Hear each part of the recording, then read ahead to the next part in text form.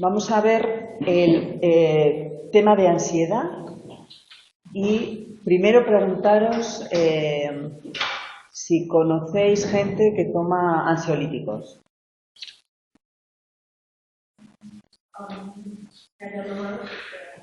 Bien, y alguien que haya solicitado, o sea, que haya ido al médico de familia y le haya transmitido problemas de ansiedad.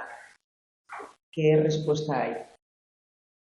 Bueno, mayoritariamente el tratamiento de elección desde el punto de vista médico es la farmacología, lo cual hace que el sujeto efectivamente rebaje su grado de malestar, pero desde luego no se le ayuda a solucionar el problema, a conocer qué es lo que me pasa y solucionarlo.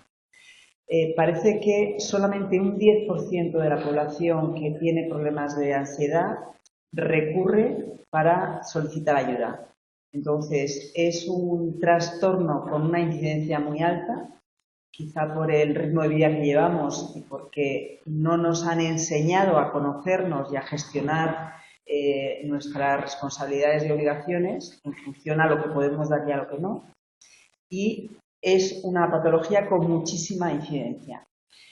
Entonces, lógicamente, para lo que es el análisis y el diagnóstico de la ansiedad, primero tenemos que identificar que los criterios que utilicemos son criterios fiables y válidos. ¿Qué sería un criterio fiable? Cada vez que pasa se repite la misma respuesta. Que independientemente del sujeto que esté evaluando, siempre va a medir lo mismo. Y que sea válido, eso es, justo. Entonces, tenemos una entrevista estructurada, que es la entrevista ADIS, que nos va a permitir identificar de forma fiable y válida el trastorno de ansiedad. Pero recordad qué problema tenía la entrevista estructurada.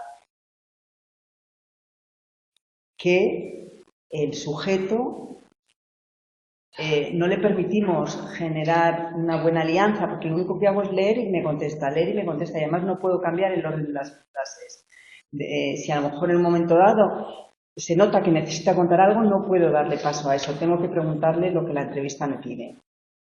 Pero esta entrevista sí que nos permite a los especialistas que definen en los manuales diagnósticos, pues, permite hacer trabajos de campo para ir ajustando la definición de cada una de las patologías.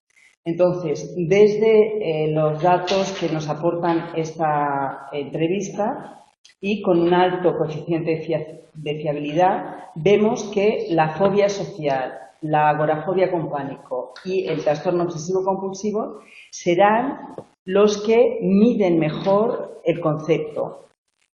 ¿Fobia social qué es? Miedo a las interacciones. Efectivamente. La exposición social le genera mucha ansiedad. Agorafobia. Miedo a perder el control con los espacios cerrados aquí. ¿Perdón? Eso es justo todo. Significa miedo a estar en un sitio que puede ser cerrado o puede ser abierto, pero el sujeto siente que si le pasa algo no puede pedir ayuda o no puede solucionar su malestar. Y el trastorno obsesivo-compulsivo, que es... la ansiedad más Eso es, perfecto, eso es. Y luego, esta entrevista es más difícil de definir, identificar la fobia simple, el trastorno de ansiedad generalizada y el trastorno de pánico. La fobia simple o específica, ¿qué sería? Eso es, por ejemplo, una fobia a un perro, a una araña, fobia a algo concreto. El trastorno de ansiedad generalizada es el malestar generalizado y el trastorno de pánico lo vamos a ver y está relacionado con el pánico. Bueno, para definir la ansiedad vamos a ver qué términos utilizamos habitualmente. Miedo y ansiedad es distinto, porque miedo es cuando hay algo, yo identifico algo al cual no le puedo dar respuesta y eso me genera miedo. Mientras que la ansiedad sería el malestar hacia el futuro, pero de forma inespecífica. Por ejemplo, tengo miedo a hacer un viaje largo y está lloviendo y entonces tengo miedo a no ver bien, etc. Pero la ansiedad estaría más relacionada a cuando estoy en el coche me pongo muy nerviosa y no sé qué me pasa. Y no es por lluvia, no es por algo en concreto, ¿vale? Einstein ya diferenció, para hacer una distinción entre miedo y ansiedad, miedo sería cuando hay una motivación para huir o para escapar, mientras que ansiedad era algo más inespecífico y general. Y posteriormente Barlow lo que hace es identificar el miedo como una forma de reacción más primitiva, mientras caracterizada por la alta activación y el afecto negativo. ¿Qué quiere el afecto negativo?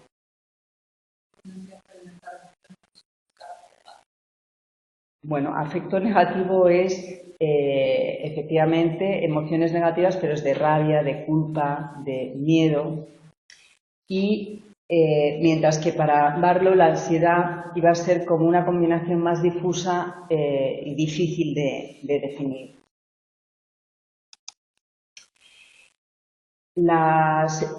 Aunque hacemos una separación entre miedo y ansiedad, veréis que en la bibliografía a veces se pone de forma sinónima. Ahora, vamos a ver la distinción entre miedo y fobia, siendo la fobia pues un miedo que te hace evitar algo en concreto. El sujeto sabe que tiene un componente irracional, porque cuando se tiene miedo, por ejemplo, a las arañas, aun sabiendo que la araña no te va a picar, no te va a hacer nada, la fobia hace que pierdas absolutamente el control y que no seas capaz de que tu voluntad controle el malestar que te genera ese estímulo adverso. La ansiedad, tenemos que ser conscientes que en sí no es negativa, porque la ansiedad, de forma adaptativa, es una emoción que te activa para dar respuesta a algo que necesita una respuesta inmediata, o una respuesta de solución. Mientras, o sea, que tendría un valor funcional para la adaptación del sujeto, mientras que la ansiedad clínica es cuando yo tengo miedo a algo que no es proporcionado al malestar que a mí me está generando. Y además, como os digo, el sujeto sabe que es irracional. Entonces, vemos que en la ansiedad clínica hay unas diferencias cuantitativas. Cuantitativas es en cantidad y no en las características del malestar frente a una fobia adaptativa. Cuando una persona viene a terapia con problemas de ansiedad, siempre nos va a relatar malestar a nivel cognitivo, es decir, la preocupación de estar en entornos donde haya muchas aglomeraciones porque siente que va a perder el control y que no sabe qué es lo que le va a pasar. O sea, cognitivamente identifica cuál es su malestar. Luego, fisiológicamente, el exponerse a esa situación siente la palpitación cardíaca, la alteración en la respiración, la sudoración, el cosquilleo en las rodillas o en las piernas o sea, lo definen así cuando tienen como temblores, como inseguridad en mantenerse de pie. Y luego a nivel motor, pues relata cómo una vez que está en esa situación, hace todo lo posible en un momento dado por salir porque no puede soportar esa situación. Entonces vemos que La ansiedad nos produce una respuesta de activación fisiológica, cognitiva y de respuesta conductual. Entonces, esto, para abordar un trabajo terapéutico con esta sintomatología, el que haya una relación entre estos tres sistemas de respuesta es positivo, porque el sujeto, digamos que da coherencia a lo que le está pasando y va controlando de forma global estas tres reacciones. El problema está en que hay muchas veces que la reacción no es proporcionada en estas tres facetas. Es decir, hay una persona que cognitivamente puede no estar interpretando nada, pero de pronto sentir que tiene un latido cardíaco muy grande, que se va a asfixiar, que está sudando y que se va a marear, pero él no ve que nada le ponga nervioso ni hay nada en concreto. Y tampoco hace nada por huir porque solamente está viendo como que le está pasando algo físicamente. De la misma forma, una persona que tenga mucha inquietud subjetiva, por ejemplo, no hace más que pensar en que está lloviendo y tiene que coger el coche pues a lo mejor no voy a ser capaz de ver bien las líneas de la carretera, entonces se engancha en identificar y adelantar problemas, mientras que fisiológicamente y conductualmente tampoco hace nada. Y lo mismo, bueno, con el aspecto conductual, digamos que sería la reacción más amigdalar de pronto estar en un sitio y salir corriendo y tampoco saber por qué ni nada. Entonces, como os digo, cuando no hay una proporcionalidad en las tres respuestas es más difícil el tratamiento por el propio sujeto. Sí. ¿Hay algo concreto hacia algo que no lo identifique o no, por ejemplo, una situación hacia algo concreto? ¿O puede ser más un estilo de que no es ya todo? O sea, ya es lo que tengo que ir a comprar para eso sería más, que lo veremos ahora, un trastorno de ansiedad generalizado y es un nivel de activación muy alto y temor a prácticamente todas las cosas. Entonces, luego también este tipo de patología suele haber muchas sintomatologías que se cruzan y de forma comórbida puede haber un trastorno primario y secundario, todos relativos con trastornos de ansiedad. O sea que vamos a ver cómo se pueden dar muchos a la vez. Pero en todo caso, en relación a esta triple respuesta hacia el malestar, el que nosotros podamos identificar si hay alguno de los del perfil de respuesta que predomina va a ser importante a la hora de trabajar con el sujeto. Porque si, por ejemplo, lo que tiene es adelantar cognitivamente el malestar en esa preocupación, lo que vamos a hacer son técnicas cognitivas más relacionadas con reestructuración y análisis de probabilidades para que el sujeto se exponga a la situación temida.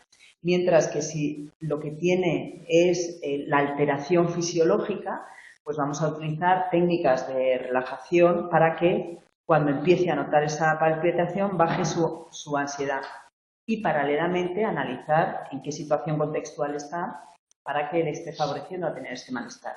Y por último, si es una persona que de pronto lo que hace es salir de entornos sin saber por qué, vamos a trabajar más el mindfulness como técnica de vivir el aquí y ahora y a partir de ahí analizar qué es lo que está pasando y por qué tengo esta reacción.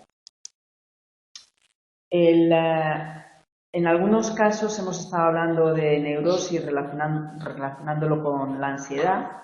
¿Y qué era la neurosis?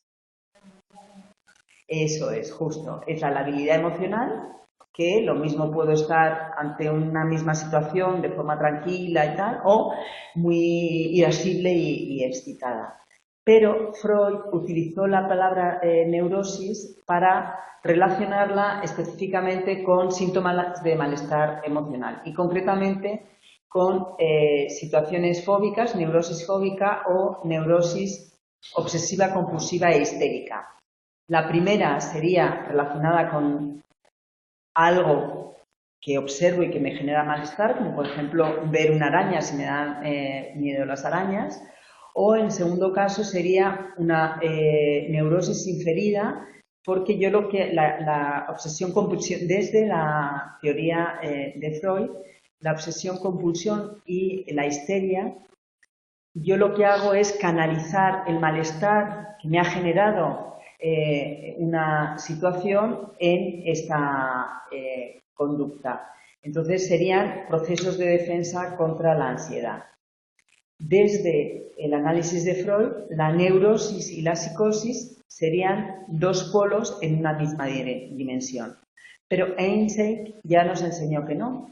Nos enseñó que había tres dimensiones bien diferenciadas, que por un lado estaba la neurosis, que en los dos polos estaría la alta estabilidad emocional y en la otra estaría el alto nivel de nerviosismo. Mientras que la otra dimensión sería la extraversión y como una dimensión octogonal estaría la psicosis. Por lo tanto, digamos que el concepto de psicosis y neurosis ya no estarían en una misma dimensión. También analizar el síndrome neurótico general que definió Roth, que lo que establece es un perfil premórbido. ¿Qué significa premórbido? Justo, antes de la enfermedad. Entonces, lo que veía es que había una dimensión donde en un polo estaría la ansiedad y en el otro la depresión, es decir, una persona manifestaría sintomatología de ansiedad y de depresión previo a que apareciera una alteración, un trastorno mental. ¿Qué es lo que va a favorecer ante una situación previa en la que no podamos definir el trastorno? ¿Qué es lo que siempre va a desencadenar el trastorno? Pues situaciones vitales que el sujeto no puede o no sabe gestionar. Es decir, como situación premórbida hay una persona que tiene fluctuaciones entre ansiedad y depresión sin ser patológico, pero de pronto entra en un proceso de separación muy dramático, pues por situaciones con los hijos, pérdida del nivel económico que tiene la persona, rehacer todo el entorno de amistades porque realmente se encuentra que también las amistades le fallan. Entonces, claro, en esa situación es el caldo de cultivo para que aparezca la patología. Que la patología puede ser la depresión o la ansiedad, pero ya definida de forma según el manual diagnóstico. Klein lo que hace es distinguir dos tipos de ansiedad. El pánico como una reacción biológica, fisiológica del sujeto, donde el tratamiento va a ser mediante farmacología. Y la ansiedad anticipatoria, que sería el adelantar cognitivamente algo que me va a hacer mal, donde el tratamiento sería las técnicas psicológicas. Bueno, posteriormente Ehlers lo que viene a identificar mediante el apoyo experimental es que el trastorno de pánico depende también de factores psicológicos más que biológicos. Lo que sí que es cierto es que en la consulta, cuando recibimos a las personas que han sufrido ataques de pánico, y normalmente vienen remitidas por el médico de cabecera, porque lógicamente cuando van, el primer análisis médico es pues ver si hay alguna cardiopatía, en fin, alguna alteración hormonal. Cuando ya se les ha hecho un chequeo exhaustivo, ya tiene que haber un factor psicológico que esté favoreciendo esta situación. Entonces, vienen normalmente muy escépticos porque no encuentran que haya ningún problema en su vida. O sea, saben que viven en una situación de tensión, pero lo gestionan, entonces consideran que, bueno, que porque les han mandado, pero que no, que cognitivamente no tienen que hacer ningún cambio. porque además el ritmo de vida, o sea, el sistema de vida que tienen les gusta, la presión les gusta, o sea, que ellos no identifican que haya nada malo. Entonces, lógicamente, pensar que estas personas con medicación solucionan el problema sería muy fácil, porque si lo que noto es una alteración fisiológica, pues yo me tomo un tranquilizante y lo que hago es bajar la activación y sigo con mi vida normal. Pero no le voy a dar solución. Tiene que haber un trabajo personal de identificar en qué situación estoy, de darle recursos y herramientas para que combatan esa ansiedad a la cual no le están atendiendo. Le están haciendo frente, pero sin atenderla. A partir del DSM-3, los trastornos mentales, como siempre comentamos, empiezan a tener datos desde el análisis experimental. Entonces, lógicamente, las definiciones son mucho más fiables.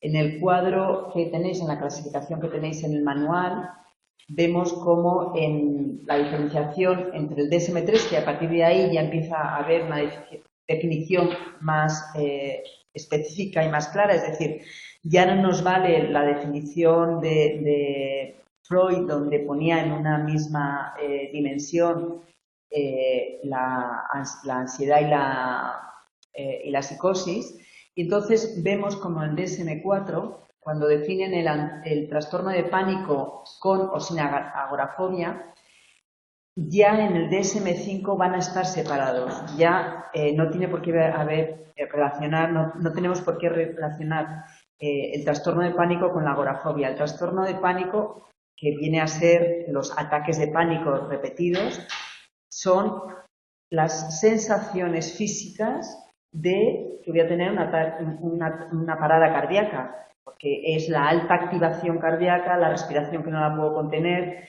hiperventilo, sudoración.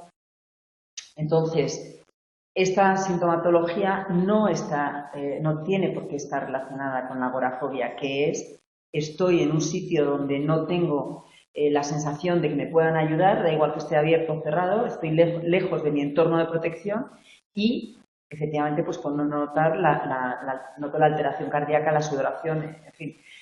Cada persona tiende a tener una sintomatología muy idiosincrásica, pero ya en el DSM-5 confirmamos que no tienen por qué estar relacionados. La agorafobia sería como de origen cognitivo y la otra fisiológica. Efectivamente. No porque es que de repente empieza. Eso es, justo. Pero, aunque, por ejemplo, una persona empiece el ataque de pánico y entonces empieza a notar que el corazón le palpita, que piensa que se va a ahogar, esta persona, una vez que le baja la activación, cognitivamente puede relacionar qué es lo que me ha pasado, qué es lo que estoy haciendo, por qué me ha pasado, y entonces digamos que a pesar de haber tenido ese ataque de pánico de forma inesperada, su análisis cognitivo le ayuda a reencuadrar qué es lo que pasa en mi vida que me puede estar favoreciendo el que me haya descontrolado totalmente. ¿Vale? Bueno, luego, en cuanto a la fobia social que tenemos en el DSM-4, que hay un tipo generalizado o no generalizado, en el DSM-5 ya desaparece y sería solamente la fobia social. Y luego, muy importante, el trastorno obsesivo-compulsivo desaparece de un trastorno enmarcado dentro de los trastornos de ansiedad y el trastorno obsesivo-compulsivo va a tener una entidad propia donde va a estar relacionado también con otro tipo de obsesiones, pues la tricotilomanía, que es, por ejemplo, el arrancarte el pelo, estará relacionado también ahí, o el recoger objetos de forma compulsiva. Y el trastorno de estrés postraumático, también el DSM-5, va a pasar a tener una entidad propia, como os decía el otro día. Y luego el trastorno de ansiedad por separación, que es distinto al trastorno del niño que le cuesta separarse de sus padres cuando es muy pequeño, o sea, en el proceso de apego Hay un momento en el que el niño se tiene que desvincular de los padres y hay niños a los que les cuesta mucho. Pero el trastorno de ansiedad por separación no tiene por qué aparecer antes de los 18 años, es decir, o sea, puede aparecer una vez que tú inclusive ya hayas generado una propia familia, pero de pronto te aparece, ya de pequeño te costaba separarte del entorno familiar, pero puede manifestarse, como os digo, después de los 18 años. Bueno, vamos a ir viendo a lo largo del capítulo todos ellos. En cuanto a la delimitación de los trastornos según su validez, vemos que los que son más fáciles de identificar será el trastorno obsesivo-compulsivo y las fobias simples y sociales. Mientras que los que resulta como más difícil diagnosticarlos porque tienen como muchos rasgos en común con varios son el trastorno de pánico, la agorafobia y el trastorno de ansiedad generalizada. Poniéndolo en un gradiente, la fobia específica sería el menos grave y el más fácil de tener resultados en el tratamiento, mientras que el trastorno de pánico es el más grave y el que cuesta más tiempo solucionarlo. Si analizamos, como decía, estos tipos de trastornos comparten muchas sintomatologías y en este cuadro que tenéis en el manual, donde se identifican por un lado los trastornos como diagnóstico principal, ¿qué significaría el que, digamos que una fobia específica es un diagnóstico principal? Frente a una agorafobia como diagnóstico secundario. Tiene más síntomas que es más importante. O sea, el principal es sobre el que gira todo el malestar de la persona y además es el primero que vamos a tratar. Nosotros tratamos el diagnóstico principal y los diagnósticos secundarios podrán remitir determinada sintomatología y si no desaparece totalmente el trastorno lo abordaremos después. Entonces, lo que vemos es que hay una alta comorbilidad en estos tipos de trastornos. La fobia específica normalmente suele aparecer como secundaria en la mayor parte de trastornos primarios, es decir, un trastorno de pánico es muy probable que además tenga una fobia específica.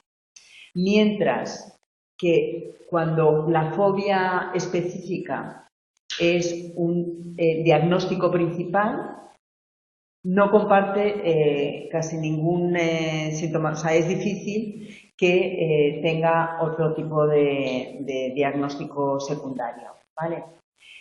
Vemos aquí como el pánico sería el diagnóstico principal que tiene más sintomatologías de las otras patologías como diagnósticos secundarios, pero en todo caso, o sea, este es el único, la única sintomatología que aparece de forma tan recurrente tantos trastornos al mismo tiempo.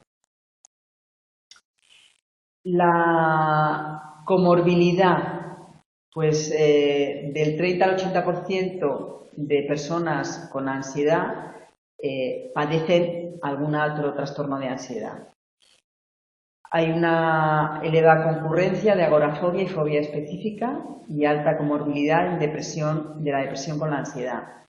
Y luego, en cuanto a la infancia y a la adolescencia, la ansiedad por separación también va a aparecer con problemas de ansiedad y de depresión. Y la hiperansiedad la relacionamos con el trastorno de ansiedad generalizada en la infancia y en la adolescencia. Bueno, ansiedad y depresión son las dos patologías que tienen un mayor coste en gasto farmacéutico y es la patología con mayor incidencia. Yo, desde luego, profesionalmente son las patologías que trabajamos principalmente, pero luego a nivel social a mí me sorprende cuando estoy en encuentros sociales con gente que a lo mejor hace mucho tiempo que no veo. Bueno, el porcentaje de gente que está tomando medicación y además que lo relata y lo comentan entre unos y otros por los efectos secundarios y demás es impresionante. Entonces tenemos que estar muy familiarizados con estas patologías porque todas las entidades de referencia como la Organización Mundial de la Salud, todas las entidades de referencias que buscan y hacen programas largos para combatir y abordar la salud mental, lo que se está viendo es que la farmacología no sirve de nada si no hay un apoyo psicológico. Entonces debería ser el apoyo psicológico, el trabajo psicológico como primera lección y secundario la farmacología. Ya me parece que es en Dinamarca, creo que ha aparecido el primer hospital sin medicación donde lo que se hacen es con tratamiento psicológico y no farmacológico. Entonces, esto os lo digo para que cojáis con cariño estos temas porque son temas muy necesarios e importantes. Desde la clasificación diagnóstica del DSM no hay una categoría mixta de ansiedad y depresión, pero sí que hay como un cajón desastre donde hay un trastorno de ansiedad no especificado que tendría estos rasgos de ansiedad y depresión. Ya en varias ocasiones hemos estado comentando cómo está relacionada la ansiedad y la depresión. Porque siendo la ansiedad una activación y un nerviosismo y la depresión una apatía y una inmovilidad. ¿Por qué está relacionado? ¿O por qué puede estar relacionado? Porque si yo estoy en situaciones de tensión continuada que no sé gestionar, que no puedo gestionar, pues el relato de esta persona que se separa y tiene que sobrellevar problemas económicos, problemas de amistades, problemas de vivienda, de forma continuada y ve que no le da solución, al final lo que cae es en una depresión, porque no puedo hacer nada para solucionar esto, entonces genera una indefensión para abordar su malestar. Entonces, hay un solapamiento entre ansiedad y depresión. Lo que vemos es que en muestras comunitarias, en la población en general, la sintomatología de depresión y de ansiedad tiene menos gravedad que cuando analizamos muestras psiquiátricas. Es lógico. Y luego vemos que el solapamiento que hay entre síntomas de ansiedad y depresión en la población general es muy alta frente a la población psiquiátrica, que es muy poca. Pero es por lo que os estaba comentando. Cuando yo estoy en este proceso de separarme, generando esta tensión, yo comparto sintomatología de ansiedad y de tristeza porque estoy sobrellevando como puedo una situación. Cuando ya al final mi cuerpo se decanta por una depresión, ya la ansiedad no aparece porque estoy abatida, ya no me puedo ni mover, ya no tengo ganas de vivir. Con lo cual, ya pues no hay solapamiento. Para analizar esta relación tenemos el modelo tripartito de ansiedad y depresión de Clark y Watson, donde analizan distintas dimensiones como el afecto positivo, y el afecto positivo pues está relacionado con tener energía para enfrentar las cosas, poder concentrarme, pero también está relacionado con el afecto positivo. Cuando lo comparamos con el bajo afecto positivo, no es proporcionado, es decir, el bajo afecto positivo va a ser la tristeza y el letargo, ¿vale? Y lo mismo va a pasar con el afecto negativo, porque el afecto negativo son emociones negativas como la culpa, el miedo, la rabia, y el bajo afecto negativo va a ser el estar tranquila y el estar en calma. El afecto positivo y negativo se va a medir mediante el PANAS, que lo que vamos a buscar es ver qué es lo que comparten la ansiedad y la depresión. Entonces, tenéis en el manual el modelo que está muy bien identificado como la depresión tiene un bajo afecto positivo y un alto afecto negativo. El bajo afecto positivo va a ser cuando el sujeto esté con esa emoción de desesperanza y el alto afecto negativo va a ser cuando tenga esa sensación de indefensión. Mientras que la ansiedad lo que va a hacer es una hiperactivación fisiológica por la incertidumbre que le genera el mañana o el no saber adelantar, que es lo que le va a pasar, pero también en la ansiedad aparece esa sensación de no poder hacer nada con el alto afecto negativo. Entonces, en este modelo de Clary Watson lo que estamos viendo es como la depresión y la ansiedad van a compartir el alto afecto negativo, sin estar todavía decantado a ansiedad o depresión. Y con esto digamos que vemos el concepto de ansiedad relacionándolo también con la depresión y damos por terminado